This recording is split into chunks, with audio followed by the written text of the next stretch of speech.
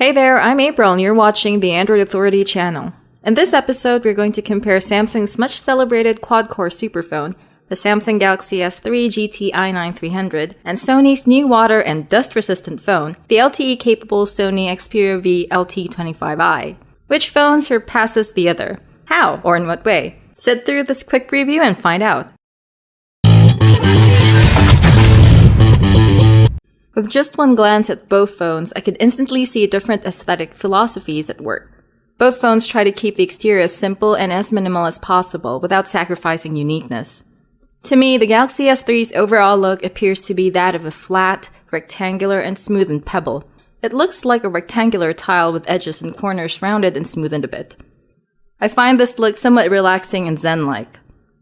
The Xperia V, on the other hand, combines smooth, curves, and angles. It doesn't skimp on class, but doesn't scream too loud of glamour either. I find this design formal, businesslike, and active. The Samsung phone is bigger. I find its width and height not as comfortable as that on the Xperia V. Yet, I can easily grip either phone with one hand. Both are nearly the same thickness too. And although the Galaxy S3 is in fact heavier, the weight difference may not be a big deal to many users. The first time I took a really long and hard look at the Xperia V's front, I had an aha moment. It looks curiously similar to the front of the Galaxy S3's predecessor, the Galaxy S2, but without the home button. It's an all-black affair with only the Sony wordmark accenting the surface. The Galaxy S3's front, in contrast, is a mix of shades. Black screen, dark gray bezel with brushed metal design, and metallic accents provided by the speaker grille, Samsung logo, and the edging on the elongated home button. The presence of this physical home button on the S3 and its absence on the Xperia V is one of the chief differences between the two phones. There are also capacitive menu and back buttons on each side of this home button. Again, the Xperia V doesn't have these types of buttons. Instead, it has dynamic virtual navigation buttons. Let's now take a look at the sides. On the Xperia V, notice how the front panel seems to rise from a chrome-plated frame, which makes up its sides. This frame seems to be made of plastic. The silver coating could eventually wear away and expose the plastic underneath. The volume keys and power button are within easy reach by either one thumb or one index finger. They're here on just one side. This hole down here is for hanging phone accessories. On the opposite side is the micro USB port. It's covered by a protective flap with a rubber seal to prevent liquid penetration. Beside it are dock pogo pins. At the top is the headphone jack, again protected by a flap and rubber seal. The bottom edge has nothing but the phone mic. On the Galaxy S3, you'll find a bluish-gray plastic frame surrounding the front. Still bearing the brushed metal design, the frame is thicker at the left and right sides, and thinner at the top and bottom. It's a smooth and simple design. Ports and buttons are equally distributed, and the control buttons are within easy reach by the fingers. You'll need two fingers to be able to use the control buttons, usually the thumb and the index. The power key is here at the right, and the volume key is at the opposite side. Headphone jack is at the top and micro USB port at the bottom. Just as the fronts and sides of these two phones look lovely, the backs of these phones are lovelier. On the Galaxy S3, you get a dark bluish-gray polycarbonate backplate with the same brushed metal design as the phone's sides and bezels. This is a removable back cover, which I like so much. It's very thin and light, but it seems sturdy. Beside the micro SIM slot, there's a slot for a micro SD card for up to 64 GB. The default battery on the S3 is a 2100 mAh lithium-ion pack with reported talk time of about 22 hours on 2G or 12 hours on 3G. The Xperia V has a plastic back cover that curves downwards towards the center. The matte white back contrasts nicely with the black front and the metallic frame. This is also a removable back plate, thin and light but feels sturdy. There's a rubber seal here meant to prevent dust and liquids from seeping into the battery compartment. This one's a water sensor, which detects if you've overexposed your phone to any form of liquid.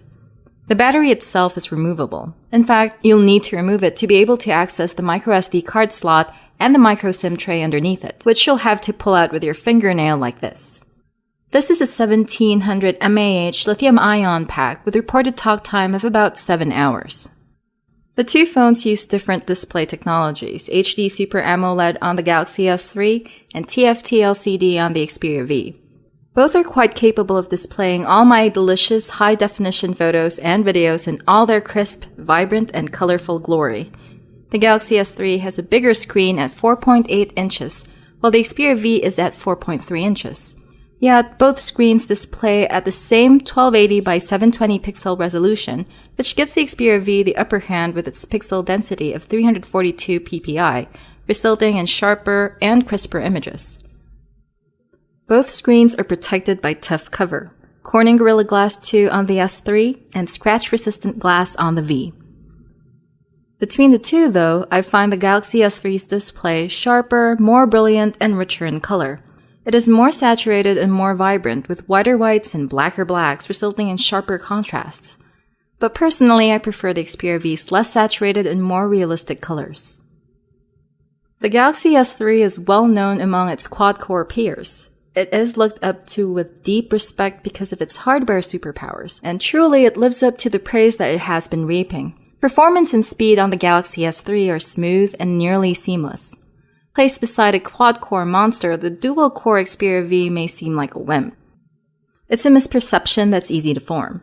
In fact, I found the Xperia V quite smooth and fluid, although it's not perfectly seamless as I noticed some jitter and lag while web browsing, launching apps, and playing HD games. Those were noticeable, but not a huge disruption for me at all. The Galaxy S3, though, offers more options for internal storage. While the Xperia V has only an 8GB model, the Galaxy S3 has 16, 32, and 64GB models. Both phones allow microSD storage expansion too, but the Xperia V only allows up to 32GB, while the S3 allows up to 64. Both phones come with Android 4.0.4 Ice Cream Sandwich out of the box. The Galaxy S3, however, received its Android 4.1.2 Jelly Bean update months ago. Thanks to Project Butter, navigating the Galaxy S3's TouchWiz Nature UX is buttery smooth. Aside from the inherent smoothness that comes with Jelly Bean, handy features like Smart Stay, Smart Rotation, and Pop-Up Play are a welcome addition to the TouchWiz bundle. Meanwhile, Sony just started rolling out its Jelly Bean update for the Xperia V a few days ago. We have not yet received our share of Jelly Bean yet, but we did get an Ice Cream Sandwich update recently. One thing I hated about the update was that I needed to connect the phone to a Windows or Mac computer just to be able to apply the software updates. With the Galaxy S3, it all happens over the air and without need for a PC. But even with just Ice Cream Sandwich, the Timescape UI on the Xperia V rarely jitters or freezes. One thing I like about Sony smartphones is the emphasis on keeping your phone experience true to life. The Xperia V comes packed with features such as the Mobile Bravia Engine 2, xCloud, and Clear Audio Plus, giving you that extra multimedia punch only real life can. The Galaxy S3 and the Xperia V both have similar connectivity features. Both can share files using Bluetooth, NFC, and DLNA. You can even sync the phone screen to an HD TV. Both can connect to Wi-Fi, Wi-Fi Direct, 2G, and 3G networks. But the Xperia V has one connectivity feature that makes the S3 envious, 4G LTE. Although there's a Galaxy S3 variant with LTE functionality, the GT-i9 305. Both also use a micro SIM card for mobile network connectivity and a standard micro USB port for charging and file transfers. A charging dock is also available for the Xperia V if you don't feel like using the USB cable. 1080p Full HD videos play smoothly on both phones' stock video players. I didn't experience any lag at all. It's like watching a movie in a cinema with a smaller screen. The Galaxy S3's Pop-Up Play feature, however, gives me more flexibility when watching a movie. I don't have to switch to another app to view my mail or messages. The Sony phone lacks this or a similar function. Music sounds awesome on the Xperia V, especially with extra audio controls and enhancements such as Clear Audio Plus, Surround Sound, Clear Stereo, Clear Phase, and xCloud. Music on the Xperia V sounds even better when listened to with headphones. Yet the Galaxy S3 tends to produce clearer audio through its loudspeakers, even at maximum volume. The Xperia V's loudspeakers create distortion at max volume. Some may be impressed by the Xperia V's 13-megapixel back camera with an Exmor-R sensor. But to Samsung's credit, the Galaxy S3's 8-megapixel camera with its CMOS sensor still captures great photos. In fact, in bright settings, the Galaxy S3's camera churns out less noisier photos than the Xperia V. The two phones have stock camera apps that make photo and video capture simple and easy. Both have essential camera features such as white balance, photo effects, and image stabilization. I find it very curious that the Xperia V has no dedicated physical shutter button. The Xperia T and TX each have one. Regardless, you can set the phone to capture shots either with the on-screen button or by touching the viewfinder. The Galaxy S3 doesn't have a physical camera shutter either. Both phones can record videos in 1080p Full HD resolution, but I observed that the autofocus for videos on the Xperia V tends to be a little bit slower, causing blur when fast-moving from one subject to another. I didn't observe such extensive blurring in the Galaxy S3. It doesn't need to be said again. The Samsung Galaxy S3 GTI 9300 is definitely a great Android smartphone packed with smart and convenient features. Its processing power isn't something that you can easily overlook. However, the Xperia V doesn't necessarily pale in comparison to it. The Sony Xperia V LT25i has several features that make the phone one of its kind. One is its ingress protection rating of 55 and 57, which means protection against dust, against low-pressure jets of water from all directions, and against water penetration when submerged under 1 meter of fresh water for up to half an hour. Another special thing about the Xperia V is that it is LTE capable, supporting LTE bands 1, 3, 5, 7, and 10. Sony and Samsung have been making great phones for the past few years, and both the Samsung Galaxy S3 and the Sony Xperia V are testament to their innovation in the smartphone arena. Although I lean towards the sturdy build and beautiful audio of the Sony Xperia V, I can't deny the call of quad-core processing and Jelly Bean on the Galaxy S3. What about you? Which phone is right for you? Share your thoughts in the comments.